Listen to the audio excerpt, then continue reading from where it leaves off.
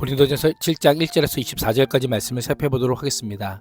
사도 바울은 고린도 교회가 편지로 질문한 내용에 답을 합니다.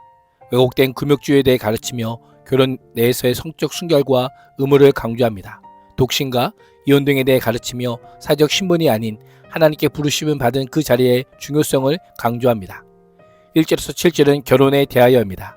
바울은 고린도 교회가 편지로 질문한 것에 대해 다루기 시작합니다.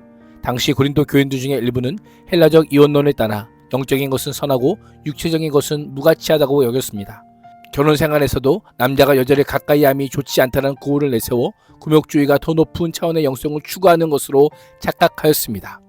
고린도 지역은 성적 유혹이 만연하였기에 무리한 금욕은 오히려 성도들을 음행의 죄로 이끌 위험이 컸습니다. 바울은 결혼하지 않으면 음행에 빠질 유혹뿐 아니라 음행하는 일이 생겨날 수도 있음을 알았습니다. 그래서 성적 타락을 방지하고 거룩함을 유지하기 위한 하나님의 적극적인 방편으로 남자는 저마다 자기 아내를 두고 여자도 저마다 자기 남편을 두라고 명령합니다. 1절과 2절이 결혼의 여부를 선택해야 할 미혼자들을 대상으로 하여 주어진 말씀이라면 3절에서 5절은 이미 결혼한 자들의 부부 생활에 대한 가르침입니다. 3절에서 바울은 결혼을 서로 책임져야 하는 언약으로 정의합니다. 의무란 반드시 갚아야 할 빚으로 부부가 서로에게 져야 할 의무, 특히 성생활에서의 의무를 가리킵니다. 남편과 아내는 결혼을 통해 서로에게 성적 만족을 제공할 계약적 책임을 가지고 있음을 알려줍니다. 고린도 교회 내에는 고린도 지역의 향락적 분위기에 편승하여 방종하는 사람이 있었던 반면 영적인 것을 지나치게 중요하게 여겨 금욕주의적 태도를 취하며 육신적 욕구를 소홀히 하는 자들도 있었습니다. 그 결과 극도로 물렁한 성생활을 즐기는 사람이 있었고 또 반면에 금욕주의를 강조하는 자들도 있었습니다. 이런 풍조 가운데 고린도 교회를 향해 금욕주의를 경계하며 부부 생활에 대해 교훈하고 있는 것입니다. 남편은 아내에게 남편으로서의 의무를 다하고 아내도 그와 같이 남편에게 아내로서의 의무를 다할 것을 가르칩니다.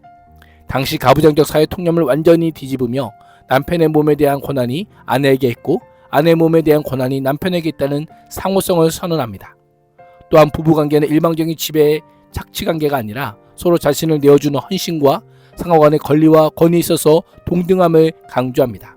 5절은 극단적인 금욕주의를 따르는 자들에 대해 서로 분방하지 말라, 부부 사이의 권리나 의무를 서로 빼앗지 말라고 단호하게 명령합니다. 기도에 전념하기 위하여 얼마 동안 떨어져 있기로 합의한 경우에는 예외라고 합니다. 그러나 그 뒤에는 다시 합할 것을 명령합니다.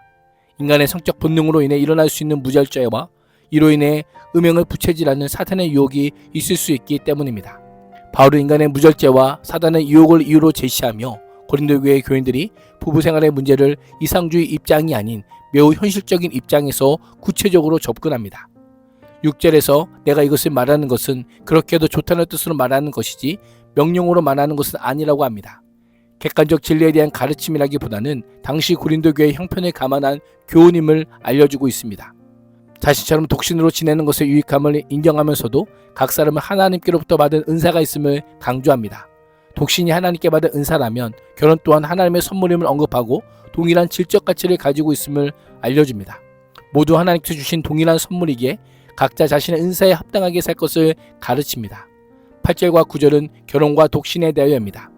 결혼하지 않는 남자들과 결혼했다가 가부가 된 여성들이 독신의 능력과 은사가 있다면 자신처럼 독신으로 지내는 것이 좋다고 권면합니다. 만일 절제할 수 없거든 결혼하라고 강력하게 명령합니다. 정욕이 불같이 타는 것이란 단순히 성욕이 있는 정도가 아니라 끌어올라 억제할 수 없는 상태를 가리킵니다. 정욕을 통제할 수 없어 방치하여 신앙 양심과 충돌할 경우 결국 양심의 죄를 짓게 됨을 암시하며 이럴 경우에는 욕정에 불타는 것보다 결혼하는 편이 낫다라고 한 것입니다. 결혼 안에서 정당하게 욕구를 해소하고 배우자에게 헌신하는 것이 합당한 절제를 실천하는 것임을 알려줍니다. 10절에서 11절은 이혼에 대하여입니다. 바울은 결혼했지만 결혼 생활에 필요를 느끼지 못하는 자들에게 교훈합니다. 결혼한 자들이란 성도 간의 결합한 부부를 말하며 이들의 이혼 금지 원칙을 언급합니다. 10절에서 바울은 명하는 자가 내가 아니요 주시라 라고 합니다. 예수님께서는 하나님께서 짝지어 주신 것을 사람이 나누지 못할지니라라고 말씀하셨습니다. 이러한 주님의 명령과 권위에 의존하여 성도의 이혼을 엄격히 금지합니다. 아내에게 갈라서지 말고 남편에게 버리지 말라고 합니다. 왜 바울은 예수님께서 언급하신 이혼 금지의 예외 규정은 언급하지 않고 이혼하지 말라고만 했을까요?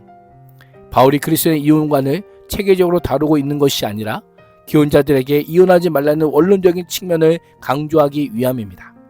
그러나 바울은 이상적인 원칙만을 고집하지 않습니다. 인간의 죄성과 연약함을 이미 이혼하거나 별거하고 있는 목회적 상황을 염두에 두고 만일 헤어졌거든 재혼하지 말고 그냥 지내든지, 그렇지 않으면 남편과 껴진 관계를 치유하고 원래 부부관계로 돌아가기 위해 적극적으로 화해할 것을 명령합니다. 12절에서 16절은 불신 배우자와의 혼인에 대하여입니다. 바울은 주의 명령이 아니라 자신의 생각이라는 점을 먼저 밝힙니다.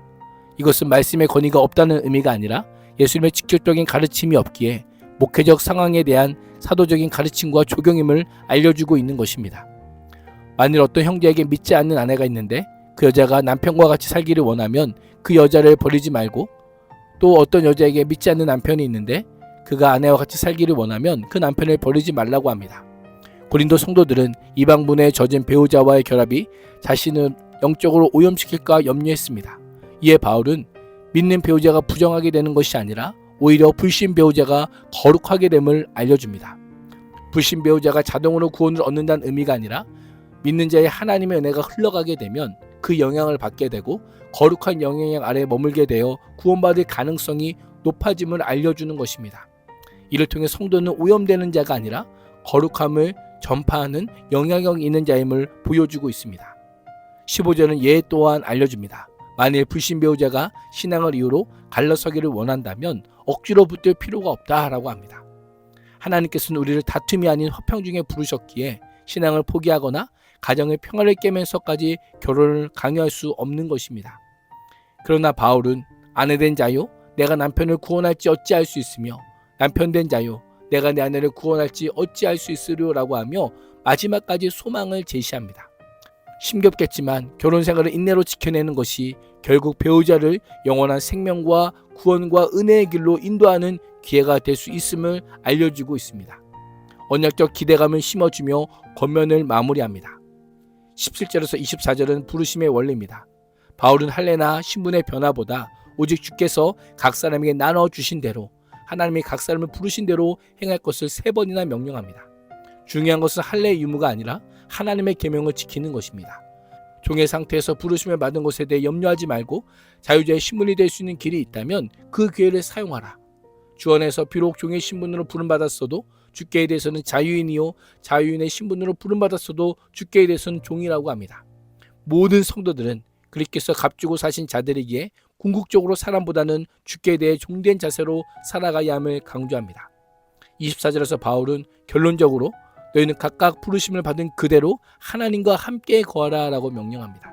새로운 신분에 걸맞게 그리스도의 종으로 그리스도께서 맡기신 사명을 지금 있는 자리에서 충성스럽게 감당할 것을 명령하는 것입니다.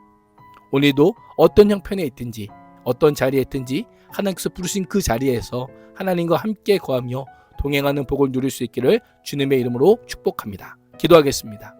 하나님, 주님께서 주신 은사와 부르심에 감사함으로 부르신 그 자리에서 주님과 동행하며 그리스도의 종으로 충성되게 살아가게 하여 주옵소서. 예수님의 이름으로 기도합니다. 아멘.